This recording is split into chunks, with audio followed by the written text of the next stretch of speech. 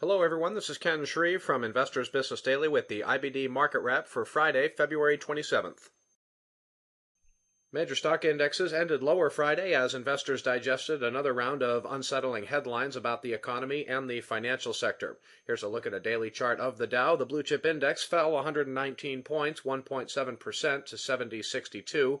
For the week, the Dow lost 4.1%. Inside the Dow, Citigroup crashed 96 cents or 39% to $1.50 on news the U.S. government will exchange $25 billion in bailout money for as much as a 36% equity stake in the bank. It's the third rescue attempt for Citigroup in the past 5 months. Meanwhile, Dow component General Electric lost 59 cents, 6.5% to $8.51 after the company cut its dividend to 10 cents a share from 31 cents. The move will save GE about $9 billion annually. And here's a look at the S&P 500. The benchmark index lost about 18 points, 2.4% to 735. For the week, the S&P 500 lost 4.5%. It was another day of institutional selling in the index as preliminary data showed NYSE volume coming in quite a bit higher than Thursday. Also significant was that the S&P 500 finally undercut its November 21st intraday low of 741 right here. Today, the S&P 500 hit an intraday low of 734. In economic news, a new revision to Q4 gross domestic product came in worse than expected. Fourth quarter GDP fell 6.2% from an earlier estimate of minus 3.8%. Gross domestic product measures the value of all goods and services produced in the U.S. Consumer spending in the fourth quarter slumped 4.3%, the largest drop since 1980. Next week will be a busy week of economic data with monthly personal income and spending data due Monday, and on Friday the February jobs report will be released. Economists are looking for non-farm payrolls to decline by 615,000, with the unemployment rate moving higher to 7.9%. The economy lost 598,000 jobs in January. And here's a look at the NASDAQ. The tech index surrendered nearly 14 points or 1% to 1377. For the week, the NASDAQ gave up 4.4%. Preliminary data showed NASDAQ volume coming in a tad higher than Thursday.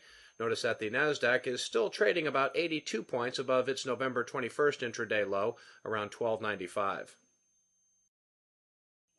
In other news, here's a look at a weekly chart of IBD's medical outpatient home care industry group.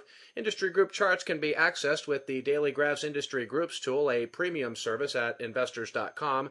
You can get more information and get a 7-day trial by going to investors.com/products. As you can see, it was a brutal week for the industry group. It fell almost 22%. And volume was very heavy in the group as institutional investors continued to sell former leaders in the group. News here is that the Medicare Payment Advisory Commission, or MedPAC, has recommended significant cuts to home healthcare companies.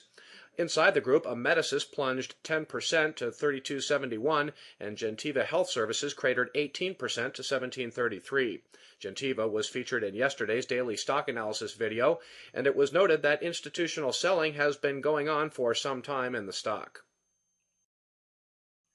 In other news, your weekly review was updated in the Friday edition of Investors Business Daily. It's a weekly screen of top-rated growth stocks sorted by industry group strength.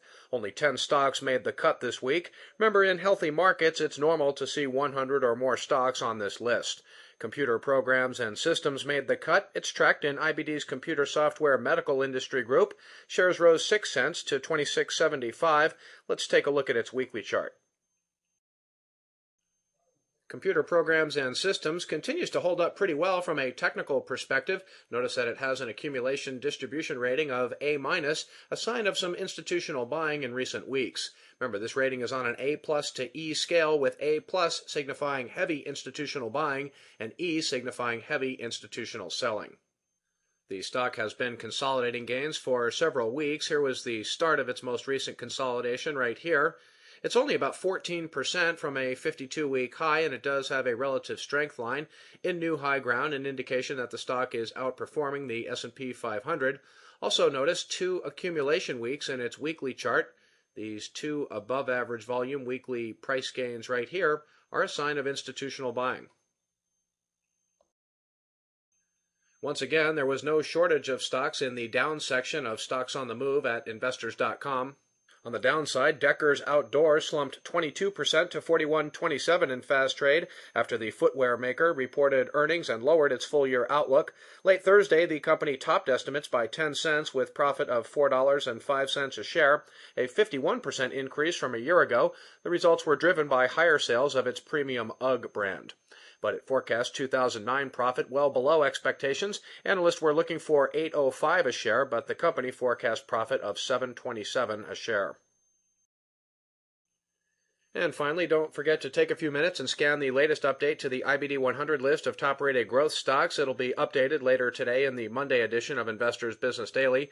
Now's the time to be keeping track of stocks holding up relatively well in a tough market. It's these types of stocks that can be big leaders when a new market uptrend begins.